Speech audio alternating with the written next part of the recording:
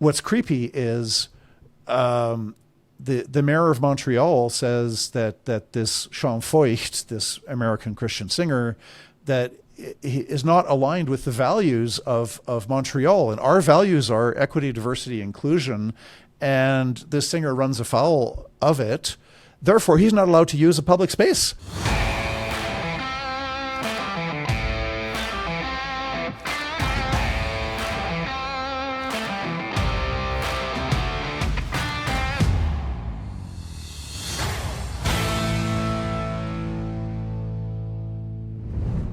Christian concerts, public spaces and filming being banned, and free speech seemingly under attack all across Canada. No, this is not a Quentin Tarantino movie. This is Canada today. But here we are. And to help us unpack and understand the cultural and potential legal ramifications for this and what we can do about it is our good friends at the Justice Center of Constitutional Freedom and president of the JCCF, John Carpe. John, welcome back to Northern Perspective. Hey, glad to be with you, Ryan, and with all the viewers and listeners.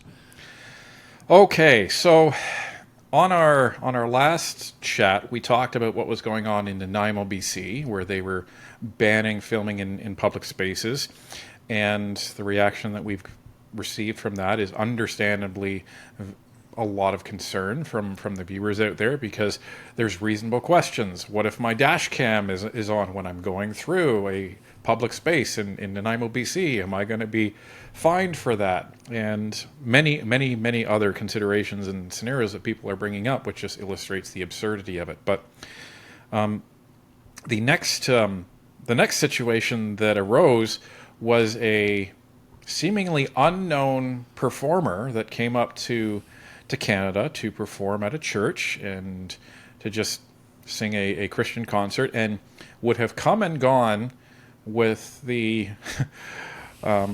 notoriety of probably a random Canadian. And what I mean by that is nobody would have even noticed.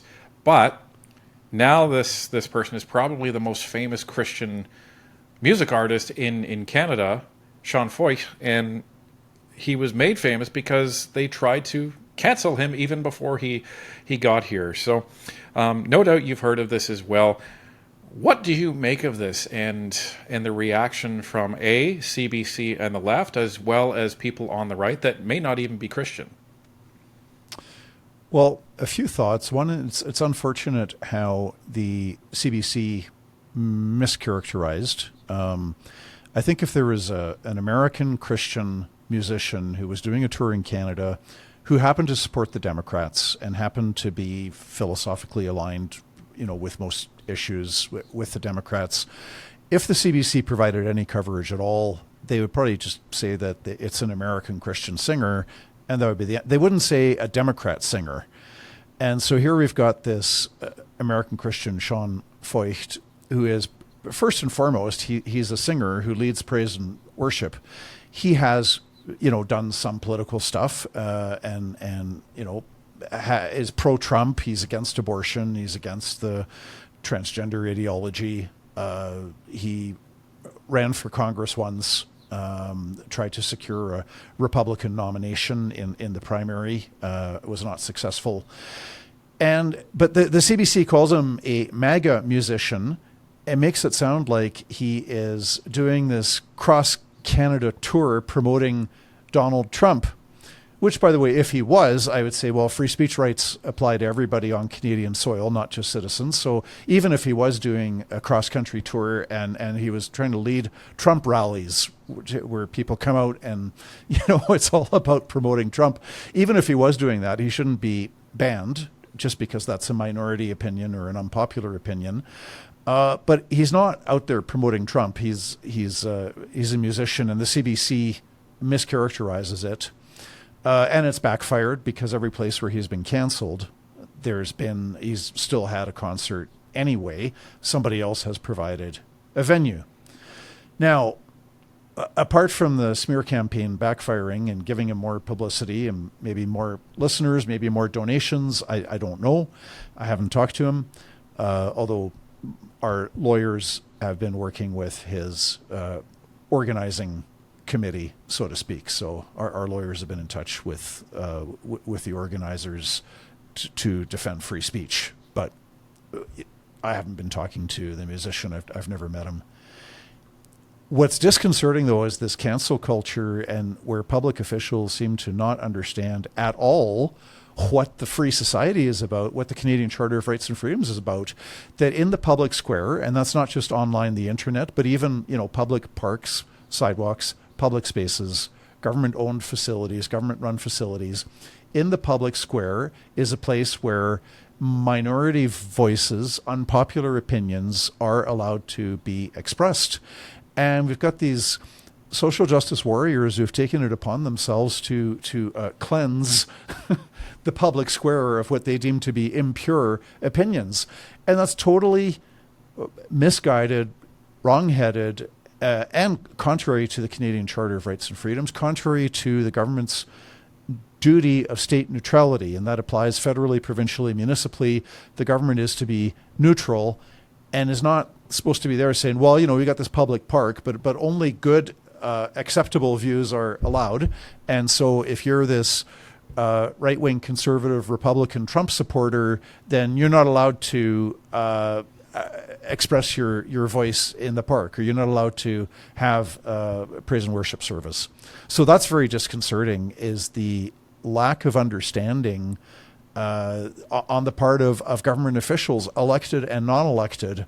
It seems like they've never heard of the Canadian Charter of Rights and Freedoms. They've never heard about free speech. And this is the wild thing about this whole thing, because if Donald Trump were to come up here next, is the CBC going to say he's not welcome? And that's the sentiment that seems to be, I'd say, gleaned from the mainstream media on this, because we've been kind of following what's been going on social media and some of these news stories that are posted about this, and what you see is a lot of comments that are from people that are buying into this and saying, good, we don't want that type of person in Canada anyway. And then I look at that and I say, well, hold on a minute. Are you essentially implying now that anyone that does like Donald Trump, or anybody that is a Christian, or anybody, that does sit on the right side of the spectrum, that you want expelled from this country?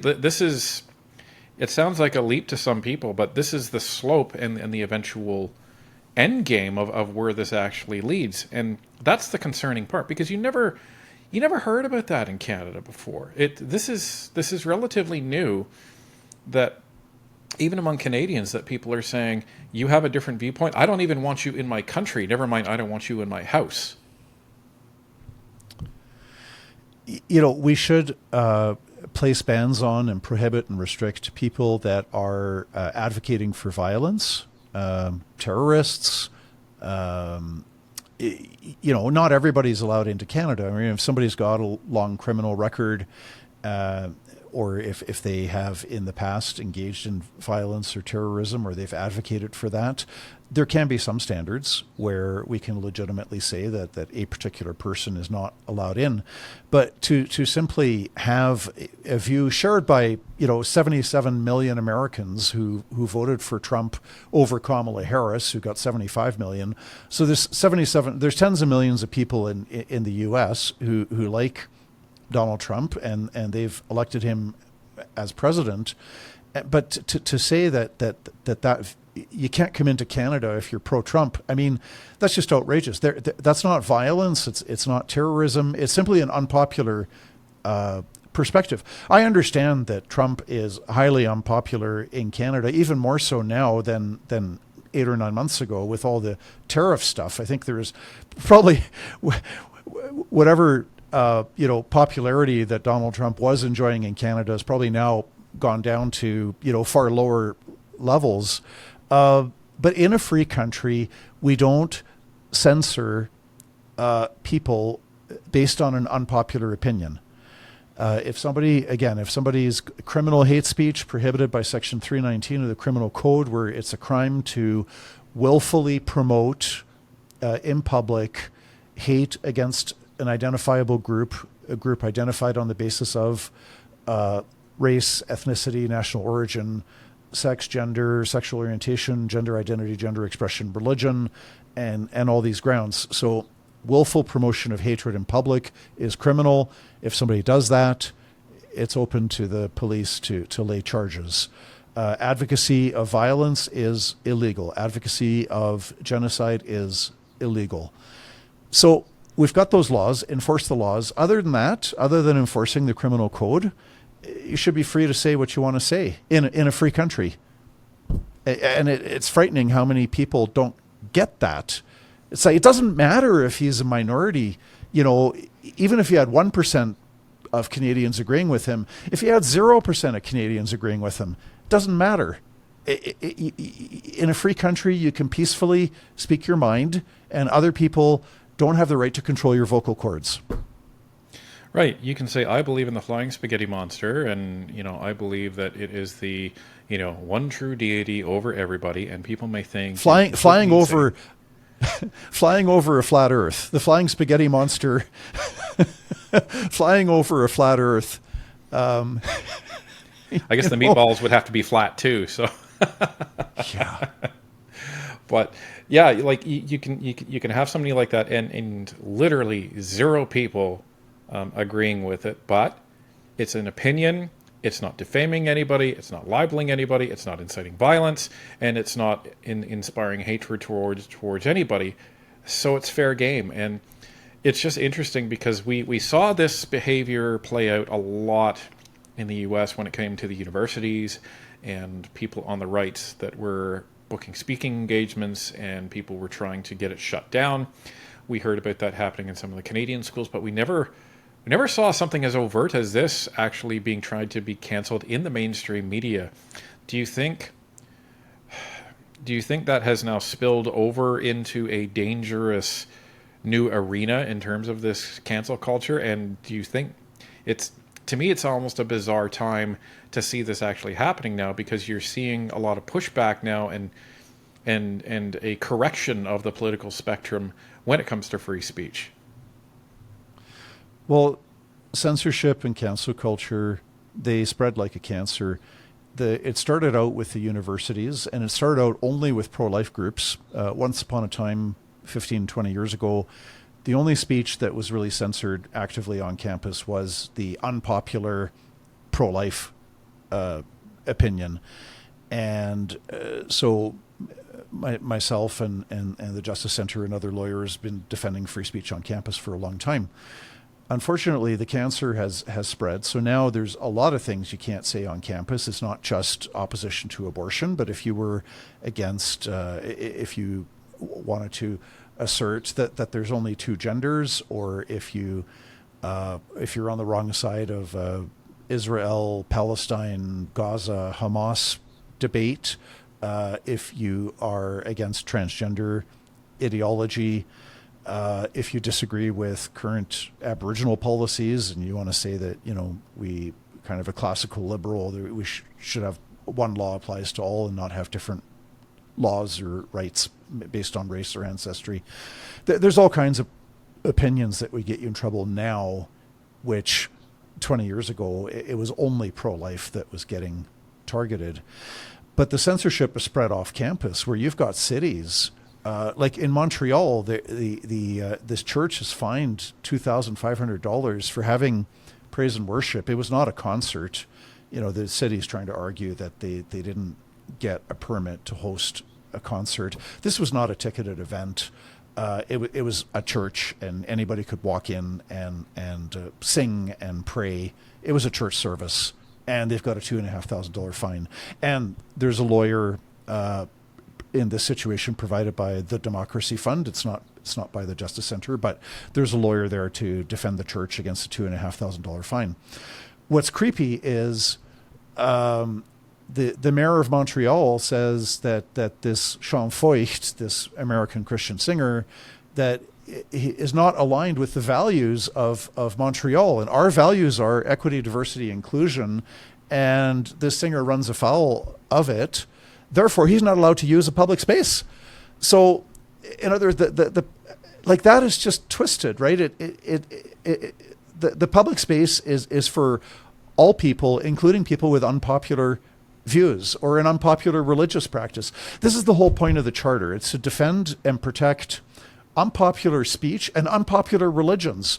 If you belong to some crazy religion that asks you to go knock on doors to spread the gospel and to stand on street corners with a magazine, people can dislike that religion and think it's stupid, but it's the unpopular religions that religious freedom is designed to protect. And it's unpopular speech. This is why we have constitutional rights in the first place. As Chief Justice Beverly McLaughlin said in the Zundel case, majority opinion has no need of constitutional protection because it is tolerated in any event. The Charter is there to protect speech that the majority thinks is misguided, wrong, or false. That's why we have constitutional protection. So you can say something that the majority thinks is false. And this is how we continue on with debate, right? If somebody wants to say that mankind does not control the weather, humankind does not control the climate, well, that, somebody else might say, well, that's false. Well, let's have the debate. Well, and I just want to make sure that this is absolutely clear for everybody, because a lot of times when that argument is made, people will deliberately misconstrue it in order to fill a narrative. So I just want to make sure that everybody understands this. So, John, in the case that if it was the right side of the political spectrum trying to shut down debate on abortion at the universities, and they were able to ban people on the left from actually coming in and talking about this, the JCCF and other organizations like the Democracy Fund, they would be on the side of people on the left because they deserve that right to be there to argue that point in opinion, correct? Absolutely correct. I would go to bat for anybody. As things have transpired in reality, I have yet to hear about somebody that was pro-feminist, pro-choice, pro-LGBTQ, climate alarmist, pro-Aboriginal rights. I've never yet heard of somebody getting censored with those views. The only censorship cases I've heard about is if somebody's against abortion or against the LGBTQ narrative, or it's only the conservative Christian libertarian perspective, non-woke perspective, people who disagree with the social justice warriors and the equity, diversity, inclusion. It's only those people that I've seen getting censored.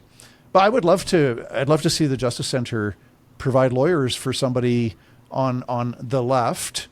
I don't really like using left and right, but as a shorthand, I'd love to provide lawyers to somebody on the left who's getting censored if that ever happened. I have yet to see it.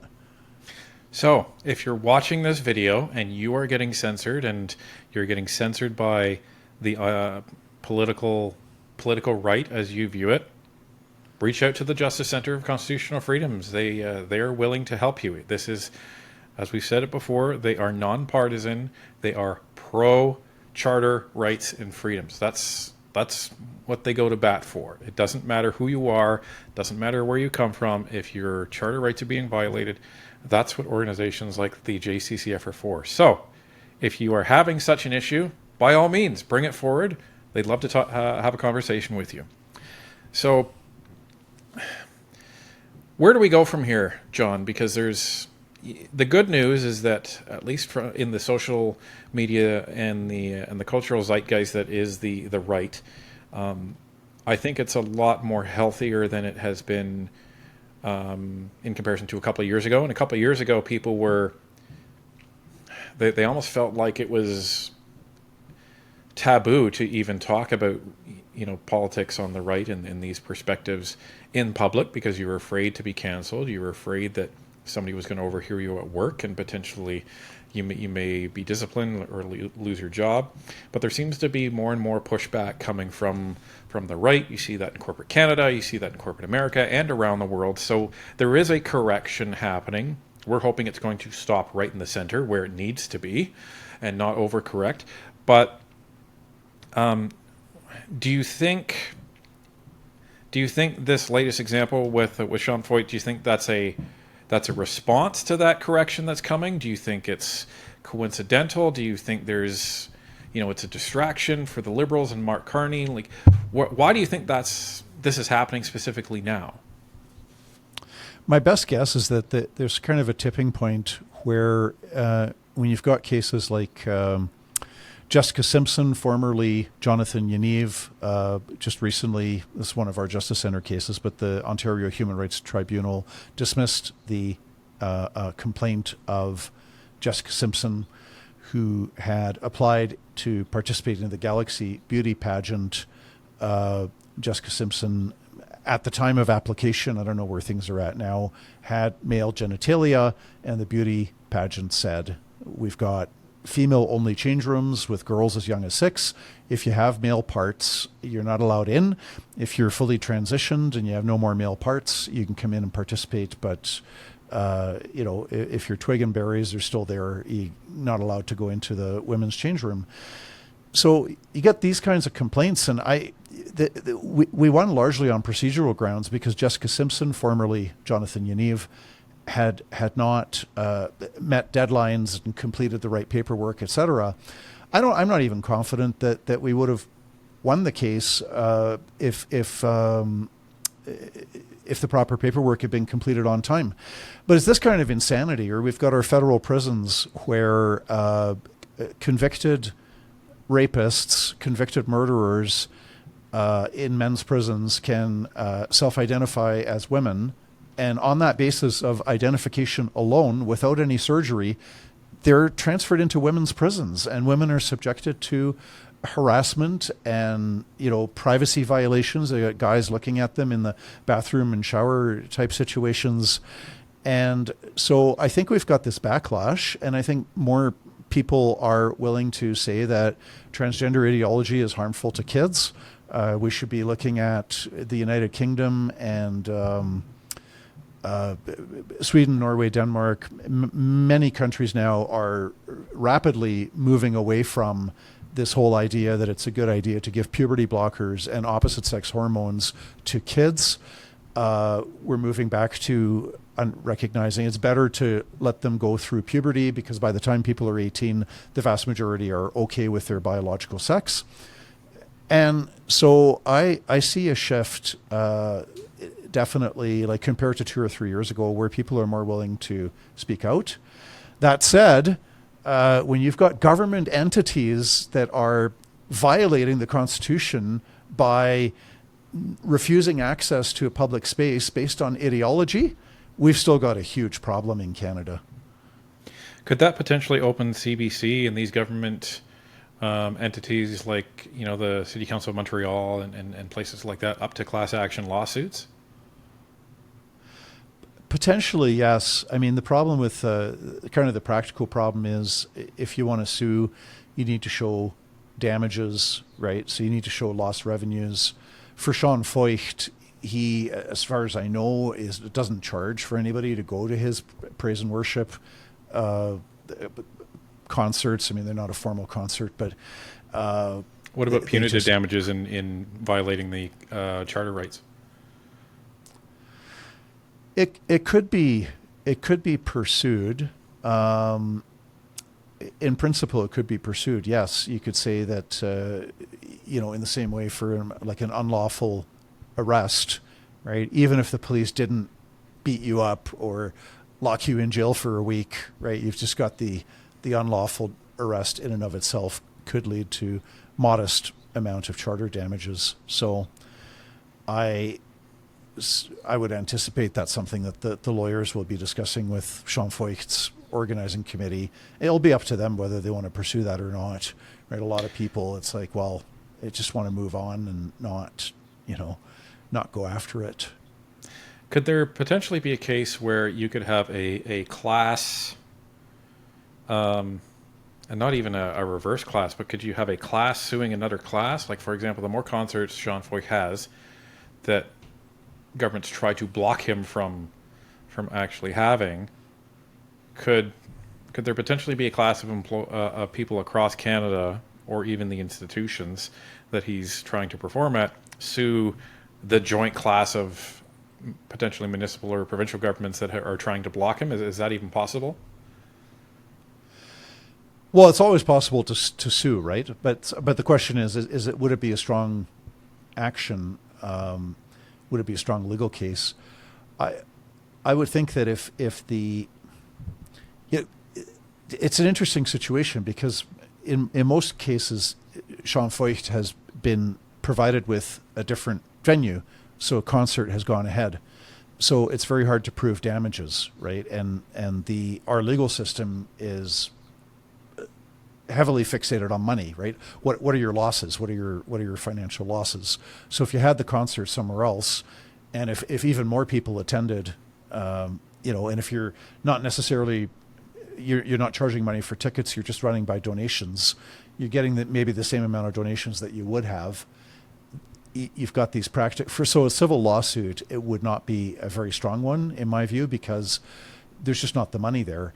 And another challenge with litigation is that if you sue somebody and lose, you will be typically you're ordered to pay $20,000 or $10,000 or $50,000 in damages to the successful party, right? So there's a big risk involved in suing anybody. So what we really need is the cultural change where you don't get a situation where elected officials who, good grief, you'd think that if you were running for office and getting elected and holding a position of authority, you'd understand a few basic things about the charter. I mean, every citizen ought to know, right? But if I'm a regular citizen, I don't know anything about the charter. I mean, at least I'm not exercising government power over somebody else, right? But you'd think at least that the members of parliament and the provincial MLA, MPP, whatever, and the municipal people holding office, that they would understand the charter, but it seems that they obviously don't. That's really frustrating, and that says something about our culture, where we're electing people who don't have a clue what the free society is all about. Not a clue.